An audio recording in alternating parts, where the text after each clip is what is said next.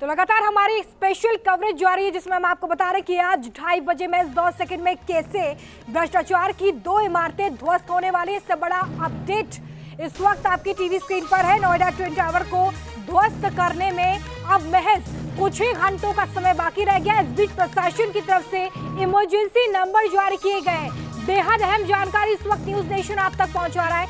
Emergency number जारी कर दिए गए हैं ताकि अगर कोई ऐसी स्थिति हो कि आपको लगता है कि आप संकट में हैं, आप परेशानी में हैं, तो आप इन नंबर्स पर कांटेक्ट कर सकते हैं। इस वक्त एक और बड़ी खबर आपकी टीवी स्क्रीन पर है। नोएडा ट्विन टावर से जुड़ा बड़ा अपडेट हम आप तक पहुंचा रहे हैं, जिसमें सबसे पहले हमने आपको बताया कि वो हेल्पलाइन नंबर्स क्या है जिसके जरिए आप कांटेक्ट कर सकते हैं प्रशासन को। और 2:30 बजे ये पूरा ब्लास्ट हो रहा है, लेकिन उससे पहले 15 मिनट पहले यानी कि 2:15 पर सायरन बजाया जाएगा। ब्लास्ट के बाद ये सायरन बंद हो जाएगा, लेकिन ब्लास्ट के 15 मिनट पहले ये सायरन बजा के ये बताया जाएगा कि अब महज 15 मिनट बाकी रह गए हैं जब ये दोनों ही ट्विन टावर ध्वस्त कर दिए जाएंगे। एक बार फिर से 32 एंगल से हम आपको ये बता रहे हैं कि ट्विन टावर जो कि आज ध्वस्त होने वाला है, मिट्टी में मिलने वाला है, वो कैसा दिखता है। 32 अलग अलग एंगल से ये तस्वीरें हमने आपके लिए ली है, आपको ये बताने के लिए कि ट्विन टावर जिसमें एक एपेक्स टावर है जिसकी 102 मीटर है लंबाई, तो दूसरा सियान है जिसकी 95 मीटर लंबाई है।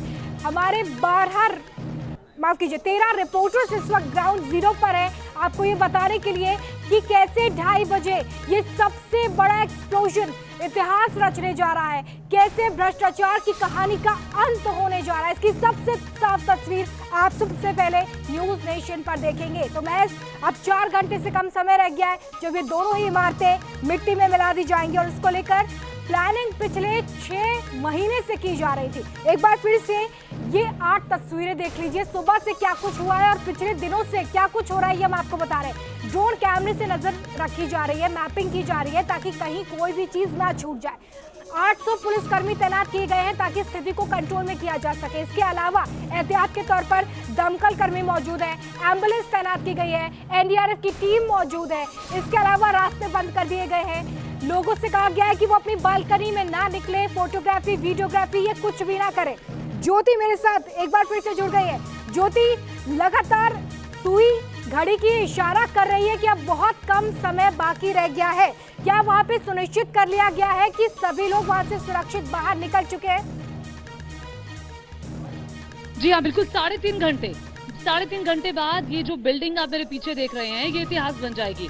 और ये जब बिल्डिंग बनती है तो स्ट्रक्चरली मैं आपको बता दूं कि बहुत ध्यान दिया जाता है। उसी पे बातचीत करने के लिए स्ट्रक्चर इंजीनियर दीपेश सोंगरा हमारे साथ जुड़ गए। मैं उनसे बातचीत करूं, लेकिन जो सवाल आपने पूछा कि क्या ये सुनिश्चित कर लिया गया है कि कोई वहां पर ना रहे, जी हाँ, ये सुनिश्चित किया जा रहा है। ये आखिरी मूवमेंट की तैयारियां है, बिल्कुल आखिरी मूवमेंट की तैयारियां। 3.5 घंटे बचे हैं और उससे पहले ये सुनिश्चित करने के लिए पुलिस बल की तैनाती है, इंजीनियर्स लगातार अंदर मौजूद है, और जो कंपनी के लोग हैं वो कंपनी के लोग अंदर मौजूद है। हर फ्लोर की निगरानी कर ली गई है।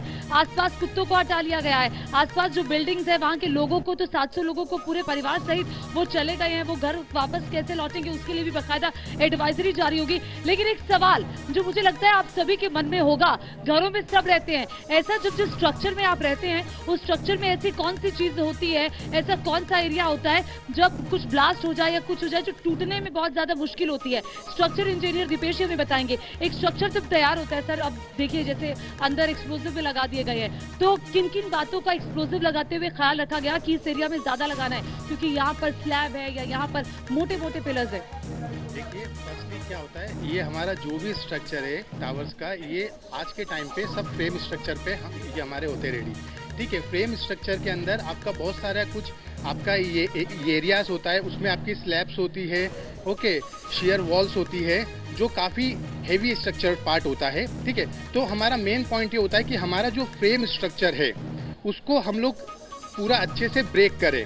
अब फ्रेम स्ट्रक्चर में भी हमारे कुछ ये कॉलम्स होते हैं, ठीक है, उसके ऊपर कुछ हमारे सिलेक्टेड होते हैं, उस पर हमारे स्ट्रक्चर का मेन लोड आता है, तो उस पर हमारे जो भी एक्सप्लोजिव होंगे उस पर पूरे सेट किए जाएंगे अच्छे से।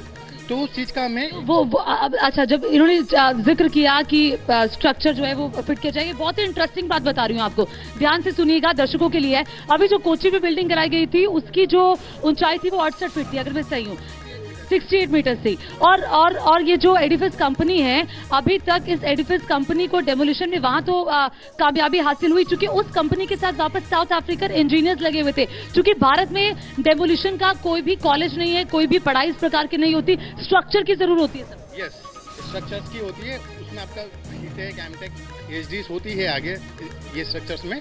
और जो डिमोलिशन होती है उसके लिए हमारे पास कुछ हैंडबुक्स है या कुछ कोर्स हमारे पास है, तो उसके जस्ट वो हमारे एक रेफरेंस के लिए होते हैं। जानकारी इसमें भी इंटरेस्टिंग बात ये है, मैं सुनिएगा, काम जो है वो अब अंतिम चरण में। ज्योति, लौटूंगी आपके पास। विद्या नाथ झा हमारे साथ मेरे सहयोगी जुड़ गए। विद्या, सबसे पहले तो आप तस्वीर दिखा दीजिए कि क्या तस्वीर है, क्योंकि हर कोई ये जानने के लिए उत्सुक है कि आखिरी वो जो घंटे हैं उसमें वहां पर क्या तस्वीर उभर कर आती है।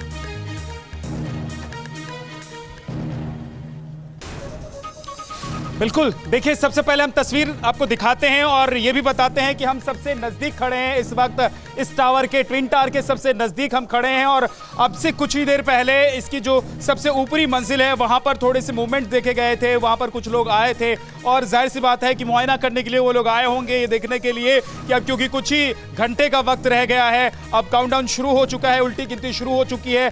कुछ ही देर में ये जो इमारत है वो जमींदोज हो जाएगी और इतिहास के पन्ने में भी दर्ज हो जाएगी कि किस तरीके से इस इमारत को खड़ा किया गया और उसके बाद किस तरीके से इसको खत्म कर दिया गया। तो ये सब तैयारियां हो रही हैं जो हम आपको दिखा रहे हैं, लेकिन इसके साथ साथ हम आपको ये भी बताना चाहते हैं कि देखिए, यहाँ आसपास की जो सड़कें हैं यहाँ पर भी चहलकदमी बढ़ गई है। यहाँ पर देखिए इंसिडेंट कमांड सेंटर बनाया गया है ठीक हमारे बगल में। हम आपको एक बार दिखाने की कोशिश करते हैं कि यहाँ पर देखिए इंसिडेंट कमांड सेंटर बनाया गया है। सैयद आमिर हमारे साथ हैं, उनसे हम ये भी समझेंगे कि आखिर इस कमांड सेंटर का मतलब क्या है और इसके अंदर कौन कौन लोग मौजूद हैं और वो क्या क्या देखने की कोशिश करेंगे, किस तरह का कमांड यहाँ से दिया जाएगा। सैयद आमिर, देखिए, ये जो कमांड सेंटर बनाया गया है, यहाँ पे तमाम अधिकारी बैठेंगे और कमिश्नर जो है वो यहाँ पर, जिनको कमीशन किया गया है पूरा प्रोजेक्ट इसको गिराने के लिए, और उसकी तैयारी क्या क्या है। जितने सीसीटीवी कैमरे लगे हैं और जितने मॉनिटरिंग प्लेसेस हैं, उनका एक कमांड सेंटर है।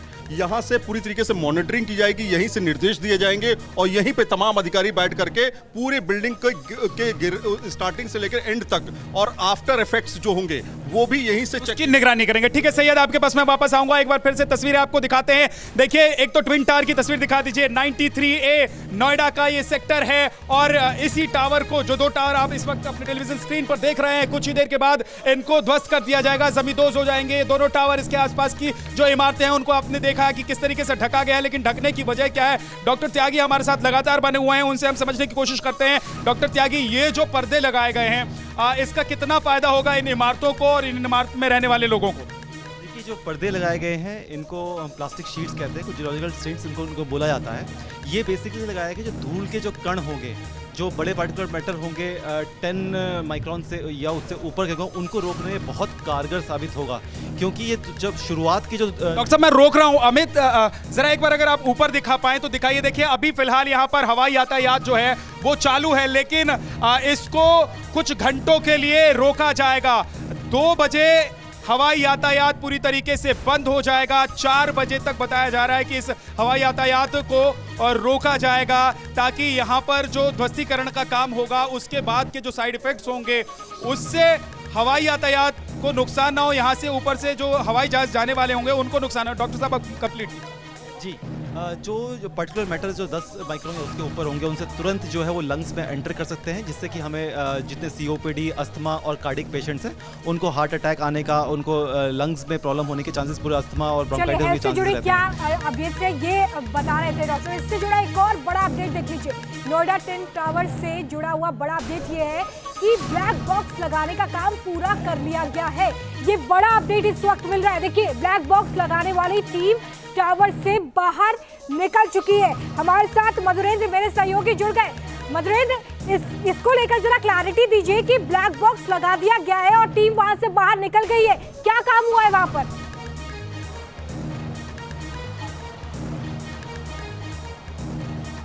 देखिए बिल्कुल ब्लैक बॉक्स लगाने की टीम जो है भीतर इंटर करके ब्लैक बॉक्स लगा चुकी है, लेकिन अभी बाहर नहीं निकली। हमारे ठीक पीछे मैं कहूंगा कि जूम इन करके एक बार फिर से जो है हमारे वीडियो जर्नलिस्ट दिखाने की कोशिश करेंगे। आप देखिए कि ये दोनों जो बैनर दिखाई दे रहे हैं, उस दोनों बैनर के ठीक बीच वाले हिस्से में पूरी टीम जो है थोड़ी देर पहले मौजूद थी और वहां से अब डाउन की तरफ गई है। और यहाँ पर इस वक्त आप देखिए कि ऊपर कई टीम्स थी एक्सप्लोसिव को चेक करने के लिए, कनेक्शंस को चेक करने के लिए, ब्लैक बॉक्स लगाने के लिए, उसके अलावा फाइनल टच देने के लिए, एक टीम इंस्पेक्शन करने के लिए भी गई थी। तो ये सारी टीम्स जो है अब इस वक्त डाउन हो गई हैं। इससे समझा जा सकता है कि जो पूरी तैयारी है वो दरअसल एक तरह से मूर्त रूप ले चुकी है और कुछ ही देर के बाद जैसा कि डिसाइडेड है हम देखेंगे कि किस तरह से पूरी की पूरी बिल्डिंग जो है खासतौर पे दोनों टावर नीचे की तरफ गिरते चले जाएंगे और इनका एक तरह से अंत हो जाएगा। तो तैयारी आखिरी चरण में है, मूर्त रूप ले चुका है। हम नीचे आपको दिखा रहे हैं इस वक्त जो है ठीक इस दोनों टावर के साथ लगे हुए जो हाईवेज हैं वो इस वक्त ऑपरेशनलाइज दिखाई दे रहे हैं, लेकिन घंटे भर बाद ये पूरी तरह से बंद कर दिए जाएंगे, सील कर दिए जाएंगे और उसके बाद जो है यहाँ पर इग्निशन का प्रोसेस शुरू होगा और तब जाके फाइनल इसको अंजाम तक पहुँचाया जाएगा। तो इस वक्त के जो हालात है, इस वक्त के जो दृश्य हैं आप कैमरे के जरिए देख सकते हैं, बिल्कुल क्लोज एकदम आप कह सकते हैं कि 50 मीटर की भी दूरी नहीं है जहाँ पर इस वक्त हम खड़े हैं और आपको हम दिखा रहे हैं जो दृश्य वो आखिरी दृश्य है इतने नजदीक का, क्योंकि सील होने के बाद इतना जूम इन करके दिखा पाना भी अपने आप में मुश्किल होगा। तो आप देखिए कि जितना क्लोज हम जा सकते हैं आपको दिखा रहे हैं, यानी पूरे एक फ्लैट के भीतर हमारा कैमरा इन करता हुआ आपको दिखाई दे रहा है और हम दिखा रहे हैं कि किस तरह से यहाँ ट्विन टावर के हर फ्लोर के भीतर इस वक्त की स्थिति हम दिखाने की स्थिति में है। आपको इतने क्लोज डिस्टेंस पर न्यूज नेशन इस वक्त खड़ा है और आपको हर एक एक्सक्लूसिव तस्वीर दिखा रहा है। तकरीबन इस वक्त से महज अगर आप देखें घड़ी तो सिर्फ और सिर्फ 2.5 घंटे का वक्त बचा हुआ है जब प्रोसेस शुरू होगा और लगभग 3.5 घंटे का वक्त जब ये खत्म हो जाएगा, ये दृश्य हमारे पीछे से उजल हो जाएगा। तो ये स्थिति इस वक्त है और यहाँ तैयारियां अंतिम रूप में दिखाई दे रही हैं। ठीक है मधुरेंद्र, नजर बना के रखें। नावेद के पास एक बार फिर से आपको लिए चलते। नावेद, लगातार ये बता रहे कि वहां पर अनाउंसमेंट की जा रही थी ताकि लोगों को अलर्ट किया जा सके। नावेद, बड़ी जानकारी ये मिल रही है कि 2:15 पर सायरन भी बजाया जाएगा। किसको अलर्ट किया जाएगा इस सायरन से?